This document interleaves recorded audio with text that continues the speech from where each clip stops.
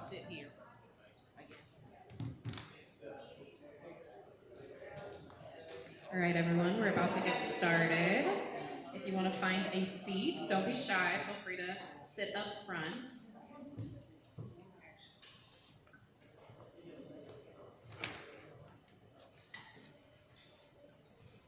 All right, as everyone finds a spot, we'll start with introductions. Good evening. I'm Marin Orchard, the program manager here at the DC History Center. Show of hands, who is familiar with the DC History Center? Good number. Anyone here for the first time? Okay, so there are a couple of you. Welcome. For over 130 years, the DC History Center has served as Washington, D.C.'s memory bank. We're the only community-based nonprofit focused solely on collecting, preserving, and telling the story of the district from its early history to its present moment. The DC History Center offers programming that matches any level of knowledge or engagement, from family-centered activities for children to community events and exhibits, to deep research opportunities for scholars and academics, and of course we plan and host talks like this among other public programs. For a brief moment, I want to draw our attention to this exhibit, Class Action, Education and Opportunity in the Nation's Capital. This exhibit features stories of dedicated teachers, school leaders, parents, students, and activists who work to protect and strengthen DC's tradition of Black educational excellence. Opened last summer, so late June 2025, you'll see these stories on the walls and in the images around us, and I encourage you to kind of take that in throughout the program. But this isn't your last opportunity to see it. We do anticipate that this exhibit will be up for another 4 years, is the current plan, so you'll have plenty of time. We also do field trips, we do other public programs that are kind of based in this space. So if you get signed up for the DC History Center newsletter, if you're not already, then you'll learn more about what we program in this space. And you can see why it's a perfect setting for tonight's program with featured speaker Rhonda Henderson, a deeply valued member of the DC history community, and whom we know personally to be an absolute delight and excellent researcher. The DC History Center is honored to be hosting the Charles Sumner School Museum and Archives for tonight's Herbert Walker Research Forum. I now welcome Kimberly Springle, Executive Director of the Charles Sumner School Museum and Archives, to tell you more about this program series and about tonight's topic.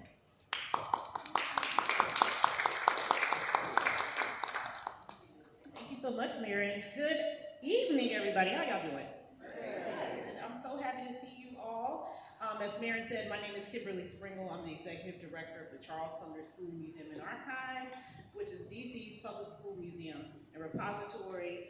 We're in an 1872 historic school building. You'll see in the exhibit, it was one of the first public school buildings for Black children in Washington, D.C. And for the past 40 years, we've been the official museum and archives with collections relating to the history of DC public schools, starting in 1804. So we're excited because this fall, November to be specific, is our 40th anniversary. So we have a lot to celebrate. I am so very honored to be in collaboration with the DC History Center. This is the first collaboration that we've done for the Herbert Walker Memorial Research Forum. And before I introduce our distinguished presenter this evening, I want to tell you a little bit about the origin of the Herbert Walker Memorial Research Forum. We have a lot of long names at the Charles Sumner School Museum and Archives. But in 2016, when we were thinking about our 30th anniversary, we wanted to honor some of the people whose shoulders we stand on. So Richard L. Hurlbut is the founding director, literally threatened to stand on the rooftop to save the Sumner School, and the way we exist today with our collection, that was totally his vision, right? So I've been very honored to continue that vision and grow it for the past 18 years. The second name is James Dent Walker. And if anybody is familiar with the African American Genealogy and Historical Society, he's the founder of that. And also, people know him because he helped Alex Haley find his family and roots. So he was the first professional African American archivist at the National Archives. So Richard Hurlbut tasked him with being our first archivist. And so the reason why we put this series together to honor them, because the scholarship, the work, the materials that we have assembled within the collection would not be there if it were not for those two individuals and others, of course.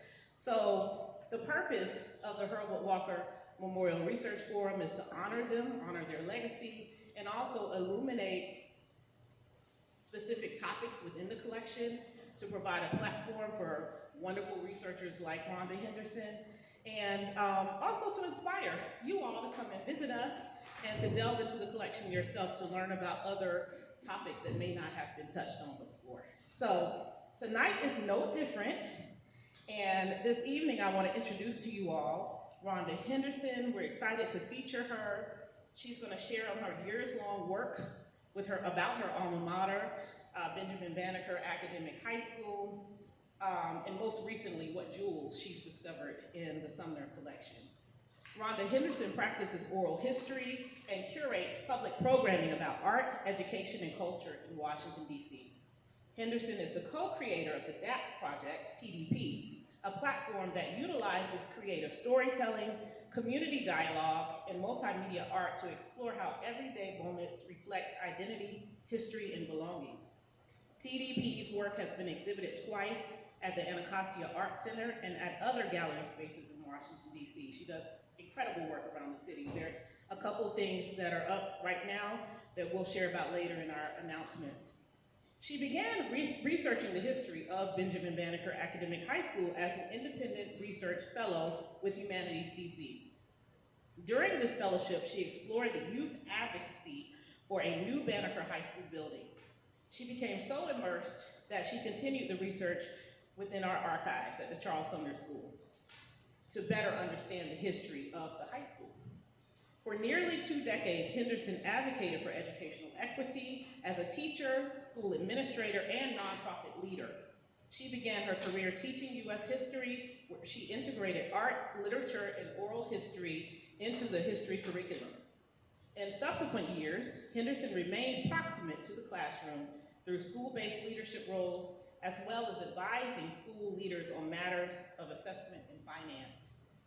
Henderson earned degrees from Columbia University, a BA in Urban Studies, Harvard Graduate School of Education, a Master's in Education of Learning and Teaching, and the Darden School of Business at the university, where she earned an MBA. A resident of Washington, D.C., and a native Washingtonian, Henderson serves on the boards of organizations at the intersection of culture and advocacy, including Black Swan Academy and Theater Alliance. Let's give Rhonda a warm welcome as she comes. And before she gets rolling, who in here is Banneker affiliated, or Banneker family in the building? Woo! Welcome, and welcome everybody. Yes, this is great. Thank you. Thank you, Kimberly, and thank you, Maren. You all are part of my family. When I think of some of the best times that I've had in the culture space in the city, both of your faces come forward, and Kimberly has been an integral part of this research. Kimberly is a person who takes on your research project as her own. She will find all the things and then check on you while you're there and ask, how's it going? Because sometimes it's not going so great. But when you're in Kimberly's care, it's always excellent. It's so wonderful to see so many familiar faces and friends, especially Banneker folks who are here. My question as I get started is, who remembers their childhood playground, the school playground? Do you remember what it was? Do you remember what it looked like? Okay, we have that memory. So I started my educational journey at Bunker Hill Elementary School off Michigan Avenue. It was like the quaint, ideal, red-doored institution with a stern, beautiful principal, and I was just in love because I was in love with school, and I thought this is going to be great. Well, 3rd grade rolls around, and my mom spins a little bit on me, and she says, we're going to go to Brookland. Now, if you know anything about Brookland in the 80s, it was what they called an open space school. That's where you learn chaos. Chaos was running all over the place because there were no walls and teachers were frustrated, and somebody's brainchild was actually an epic fail. The playground also, if you could give it a sticker, you would put one of those green yuck stickers on it, because a lot of the material was like broken down, and if you sliced your finger, you just don't know if your arm is gonna fall off. Right. And for some reason, there's this gigantic red fire truck, which we always loved, but you also, again, might lose a limb there. So that was my new playground, and one day we're riding up Leafy Green to Leafy. Y'all know what I'm talking about when I say Leafy So we're driving up Connecticut Avenue, and I notice a playground, and I'm like, wow, that is an amazing playground. Mind you, I was not the playground always kind of kid, but I just liked having a really nice playground, and this neighborhood had the nicest playground. I don't remember the school, but if I were to think back, I would probably say it was like either Merch or Janney. And I said, man, that's a nice school right there. I wish I was at that school instead of Brookland down the road. And that was my introduction to educational inequity in the district. By simply looking at playgrounds and noticing somebody else in another neighborhood had a much nicer playground than we did. And that playground, of course, was just a stand-in for everything else. For books, for teachers, for resources, for all the things there. And that really set me on a journey to try to understand and close that gap in different ways. So when I think about this research here on Banneker, it really reflects this longing and this question that I've tried to answer, which is why? I also want to confess something to you. I've been studying Banneker for like a year now or so, but honestly, I didn't want to go. I did not want to go to Banneker Academic High School, and here's the quick story. So I did junior high school at Deal. Any Vikings? Vikings, right? You get a square deal at Allenstown. I'm not going to sing it, but yes, you get a square deal at Allenstown. Mr. Moss, the boss, and also was I still at junior high school. And from Deal, I went to an independent school. Now, you know about DC Public Schools are predominantly black. And so culturally, I've been accustomed to being in a predominantly black environment. I go to an independent school, and that was not predominantly black. And for the first time in my educational career, I was out of sorts. Your girl was cutting up in class because I didn't know where I fit in. I knew that I was smart, but I was also maybe one of 3 black children there. So by the end of the year, we decided that I was going to go in a different direction. I wanted to go west to Foggy Bottom to School Without Walls. Donna said, "You're going to Banneker." And I said, "Oh, okay." And that was the conversation. How long was that conversation? 5 seconds. She said, "You're going to Banneker," because she knew that Banneker was an academic high school. I was a nerd. She's like, it's a match made in heaven, according to her. Banneker did have a lot of hype. But when I walked into the building, I thought, what is this? Now, I had been at the independent school that had an architect design the school, like a fancy architect design the school. You toured the grounds, right? All the green grass. And then I roll up to 800 Euclid Street, and I'm like, there's barely any grass here. And why is the school so small? And where are the facilities? Like, what is going on? The two things weren't squaring in my mind. That it is a school that's going to send me off to the college of my dreams and realize all of my parents' dreams for me, but at the same time, it's very small. Now, it was well kept because Lynette Adams was going to maintain a beautiful building. But when you're not working with really good material, it's kind of hard to do that when you don't have all the amenities that you need. So those are my starting points towards this journey of researching Banneker High School, and specifically this moment right here. Is this familiar to anybody? No? Yes, what's happening in this picture? These are the students who are coming to protest because they want the building that's been the next building coming into the school system to be for Banneker and not for the junior high school. Shaw Junior High School. Yes, Shaw Junior High School. Yes, exactly. So spring 2019, we have a group of Banneker students, and what you see on the flyers is Back Banneker's Move, because it was actually quite a contentious debate to fund a new building of Banneker.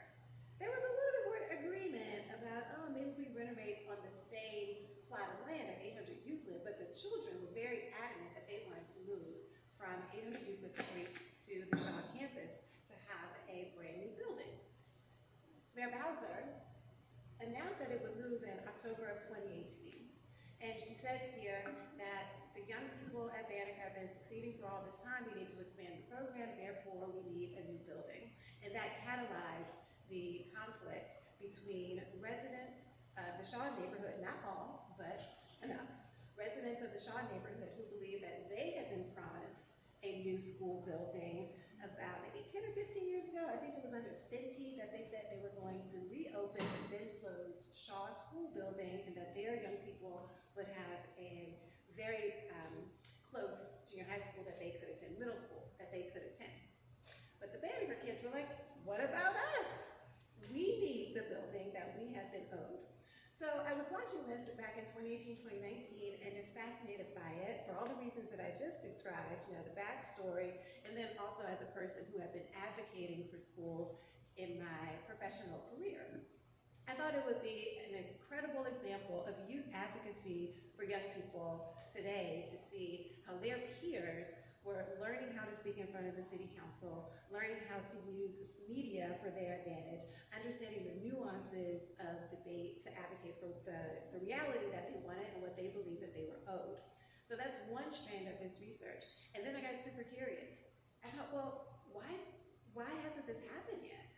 What's been the origin of Banneker? And the other thing that kept nagging at me is this question about, well, Banneker's so elite.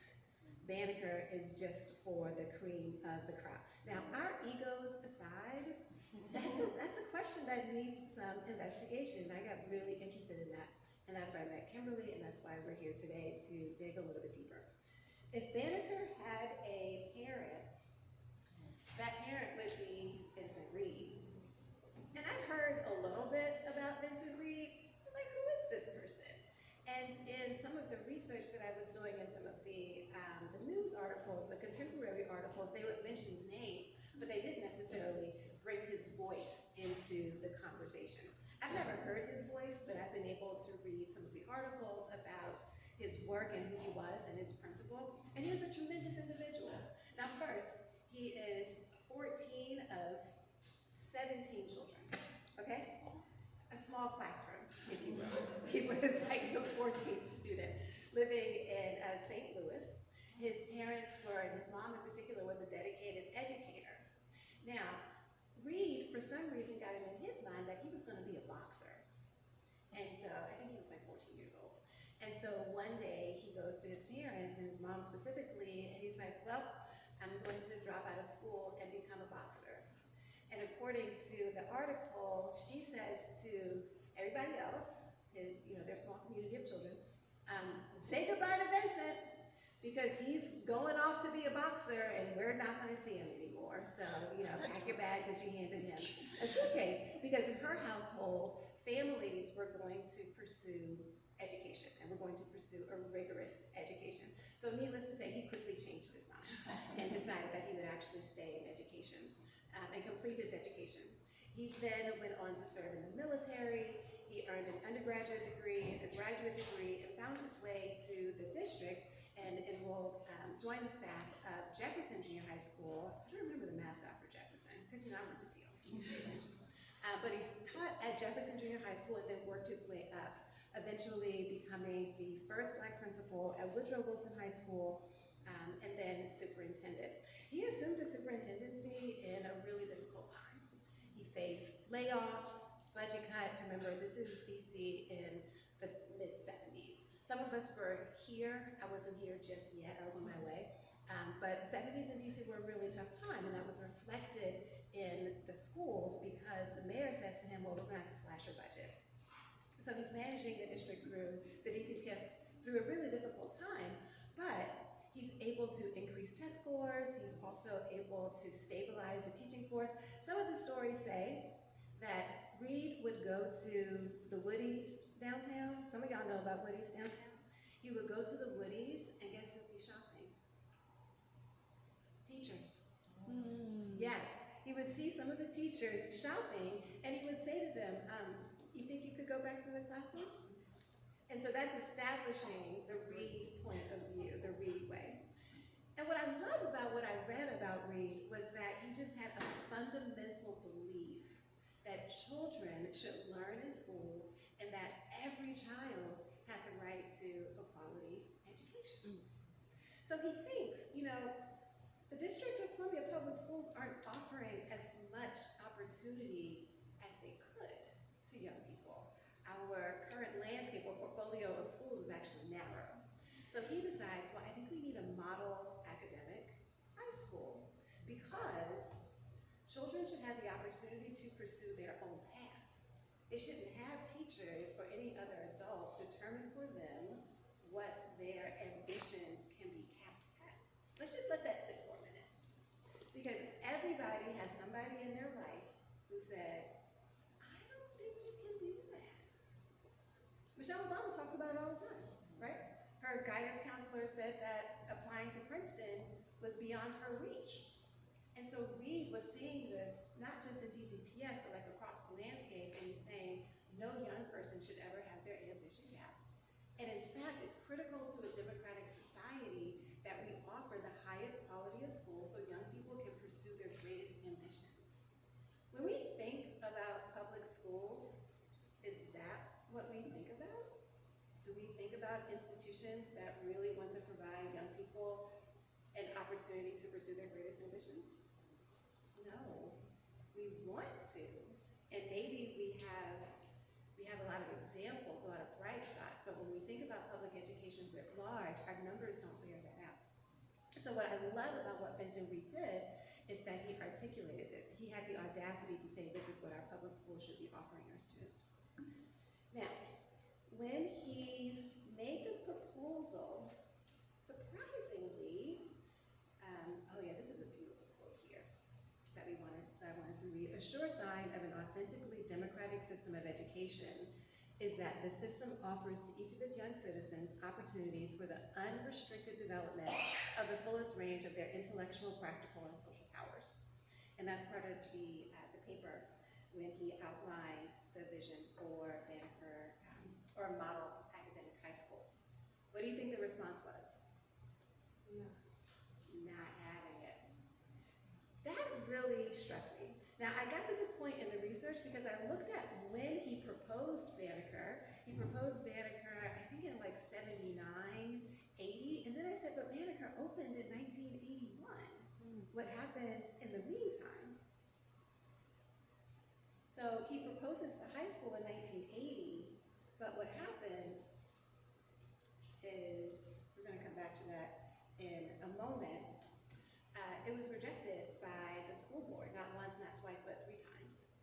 The Board of Education rejected his proposal for a model academic high school, and part of their rationale is elitism, that the school was going to be, that it was going to skim the highest performing students from neighborhood schools and concentrate them in Banneker.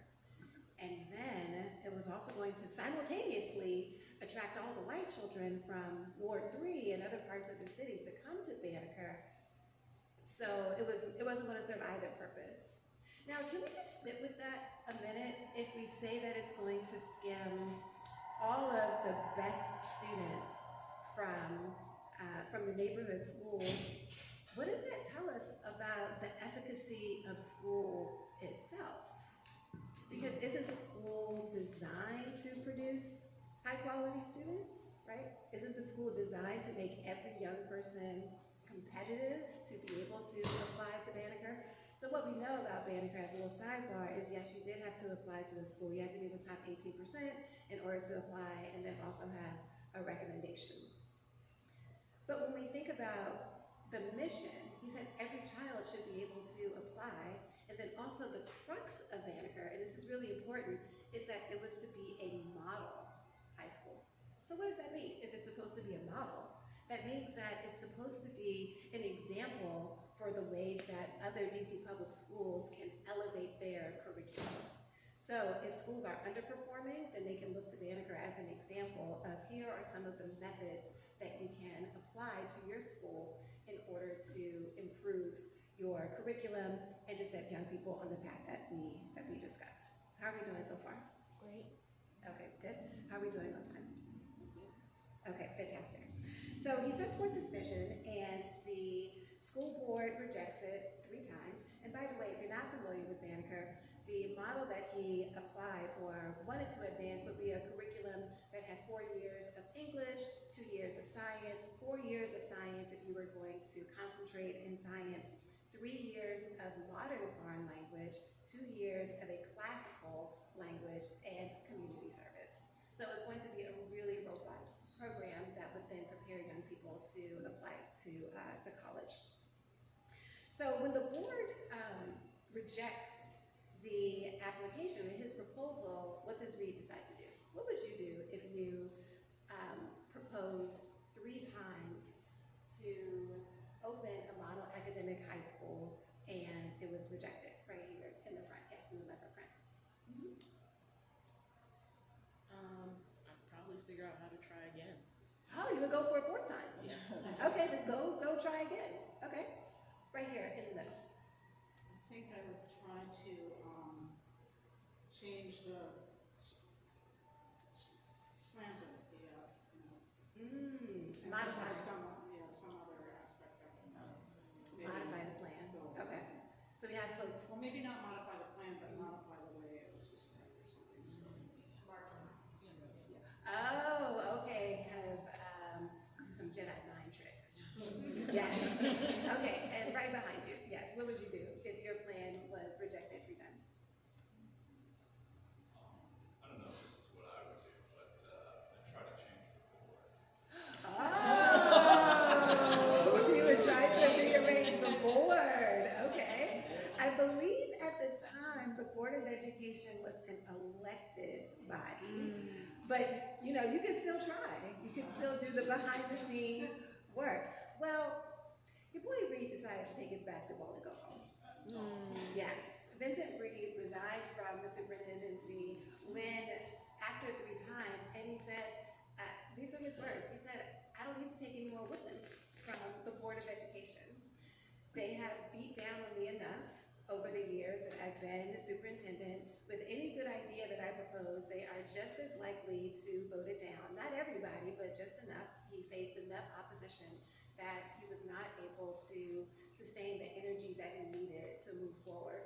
So when he resigned, the failure of the Board of Education to approve his plan was cited as one of the reasons that he decided to move. And I think that's a lesson for us that's relevant today.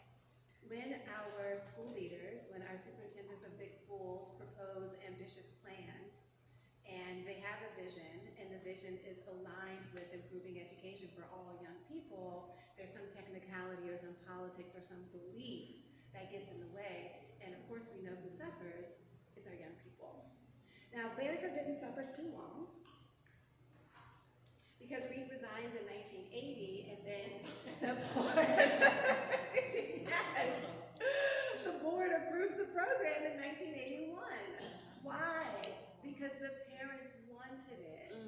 Reed said that whenever he would go around town and talk to families about the model academic high school, they would say, great, when is it going to open? He's like, I'm trying, but the Board of Education rejected it. And then in January, when he's like, I'm done, you don't have to kick my butt any longer, they say, oh no, okay, well let's go ahead and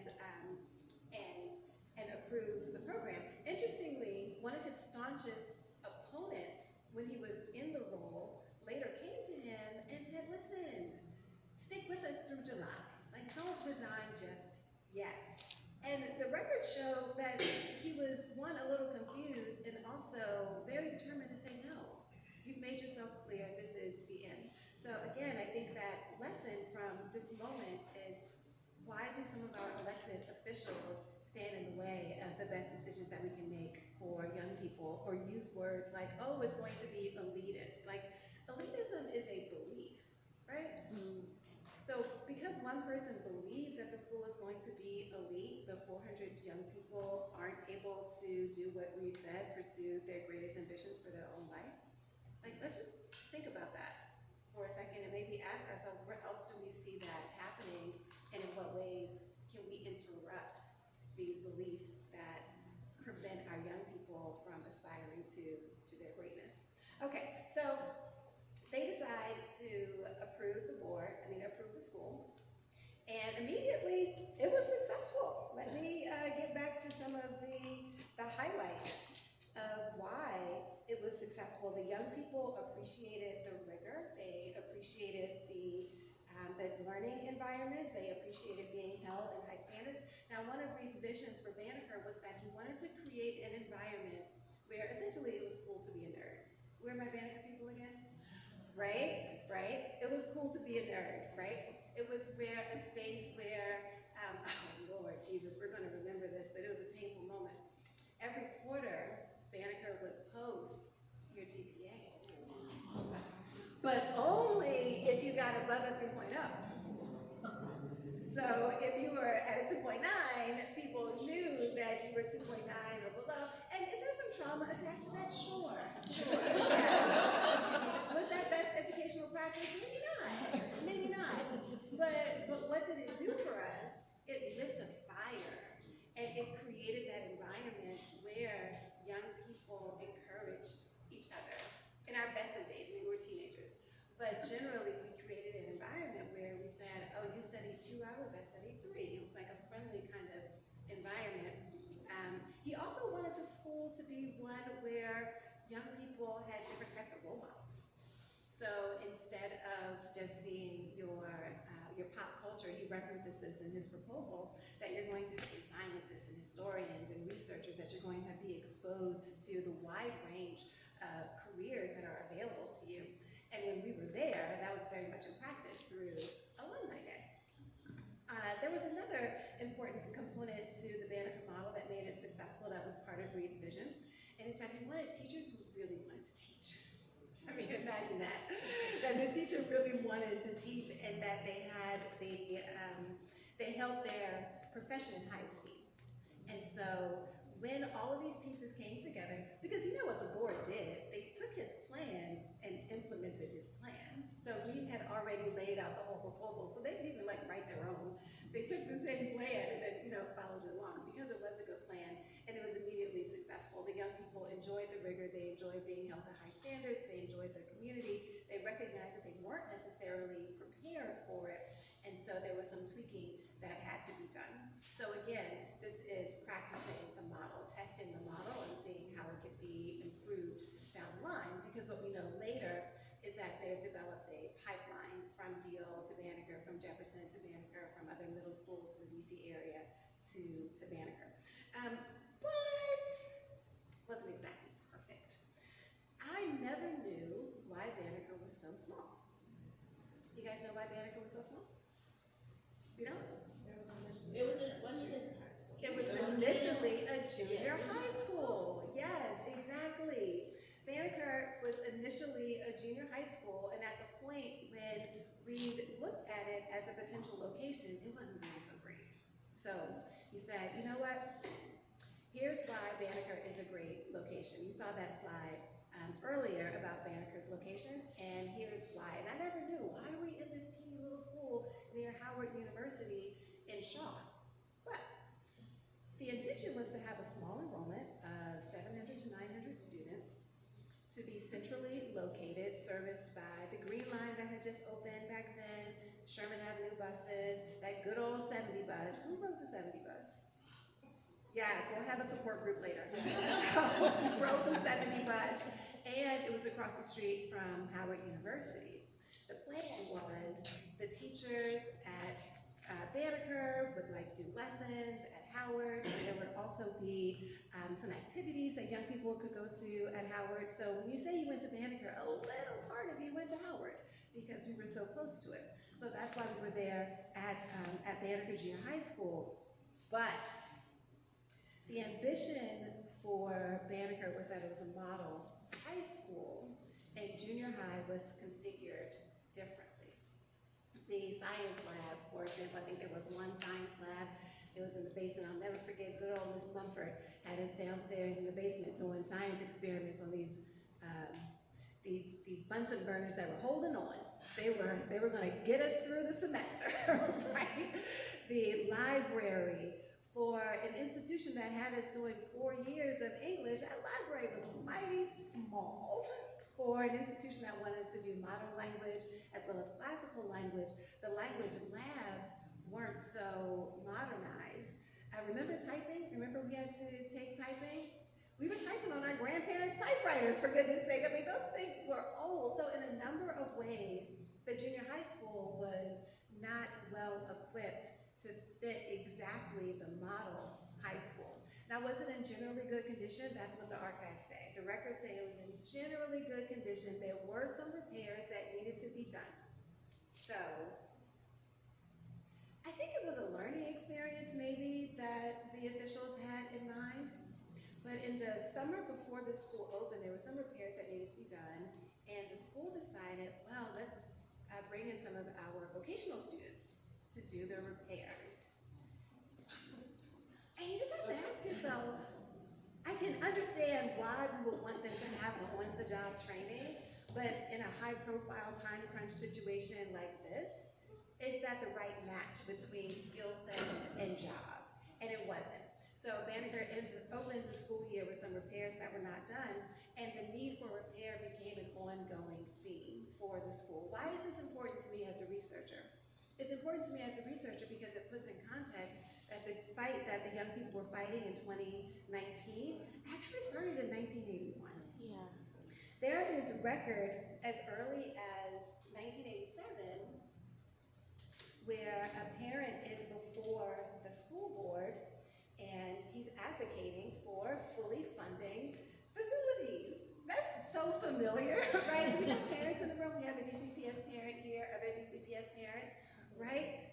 I feel like it's a yearly pilgrimage, right? That we go before the city council and like, listen, you know in your heart of hearts that you want to fund our schools, so come on and do it.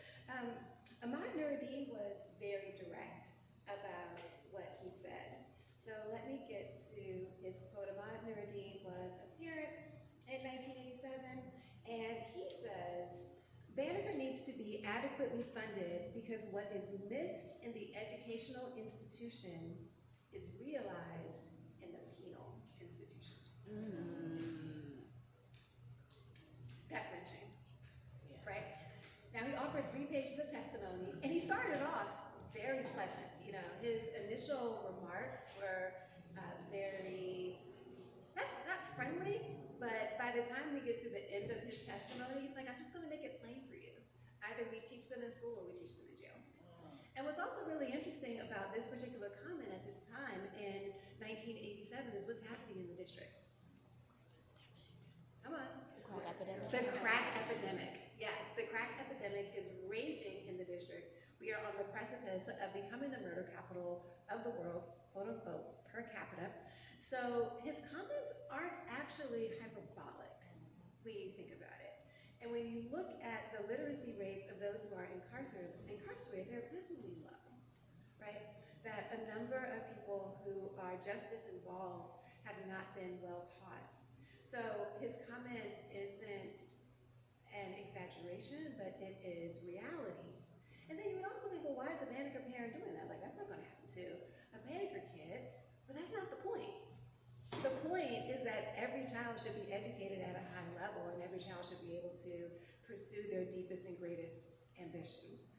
What were they advocating for specifically in this building? The biology lab, the physics lab, a language lab, library expansion, an upgrade to the music room, a mini auditorium, a home ec lab, and art facility. So basically they're trying to right-size the junior high with the high school. Here's the problem though. Who's familiar with school funding? Somebody's familiar. We're at the DC History Center. Somebody's familiar with what? Okay. So we know that schools are funded per pupil, right?